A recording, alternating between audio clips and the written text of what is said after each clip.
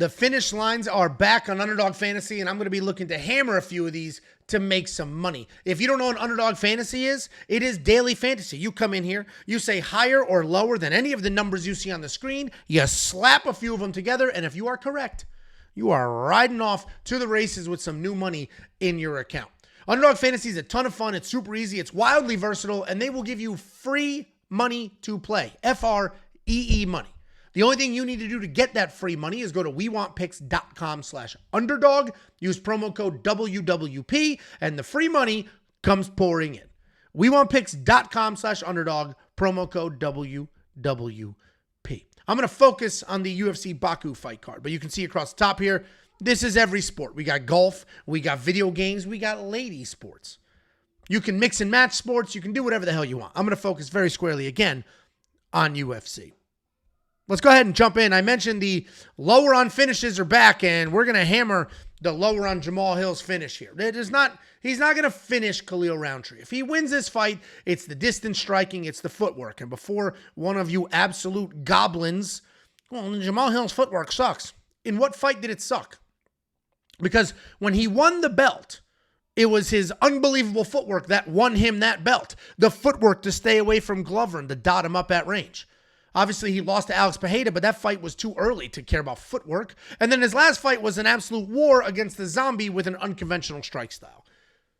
I think Jamahal Hill is going to be looking to fight at range, use the footwork, stay away from anything that comes back his way, where Khalil's going to be looking to get inside the pocket, make it ugly, use that traditional Muay Thai.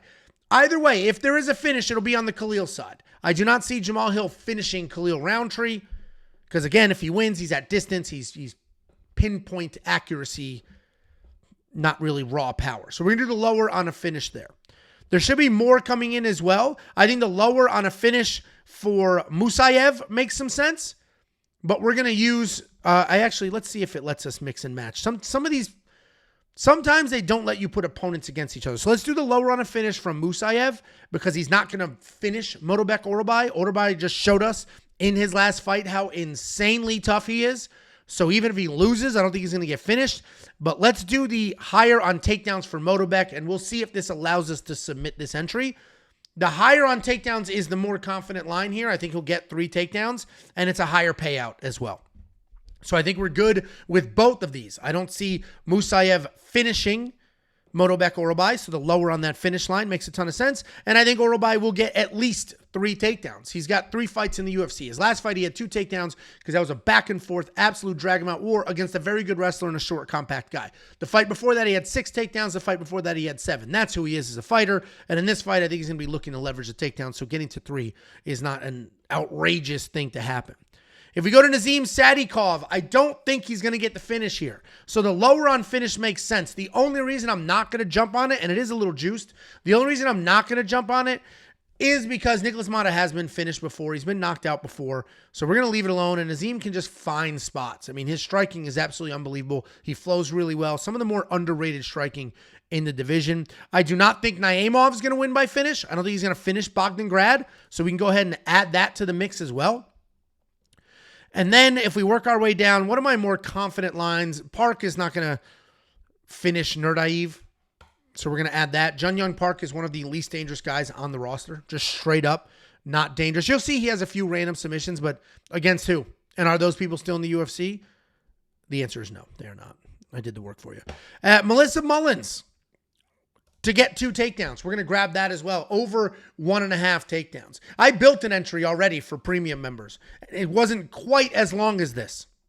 I'll tell you what that is, but I'm going to give you this entry right now because I like this one quite a bit. I do think Oban Elliott wins by finish, but we've already got such a long entry here. I don't want to go ahead and add another rip there. So let's go ahead. We'll throw 20 smackerinos at this. $20 wins us over $100. Let's go ahead. We'll do a flex play here because God knows what happens in these fist fights. Let's recap this entry, and I'll tell you which legs I put for premium members, my more confident, stable legs. We have Jamahal Hill lower on a half a finish. That was also in the premium member entry. Tafik Musayev lower than a half a finish. That was not. Motobek Orobai higher than 2.5 takedowns. That was. And then we have Muhammad Naimov lower on his finish. That was not. Jun Young Park lower on his finish. That was not, and Melissa Mullins, 1.5 takedowns, the higher there was. So here's your 6-leg entry that we just built together. We hammered the lower on finishes, but the safest 3 legs of this, in my opinion, if you want to make a smaller entry, Jamal Hill not to get a finish, Melissa Mullins to get 2 takedowns, and Motobek Orbai to get 3. This is my entry. If you like this entry, great. If you don't, that's fine too. Build your own with the free money. WeWantPicks.com/underdog, promo code WW.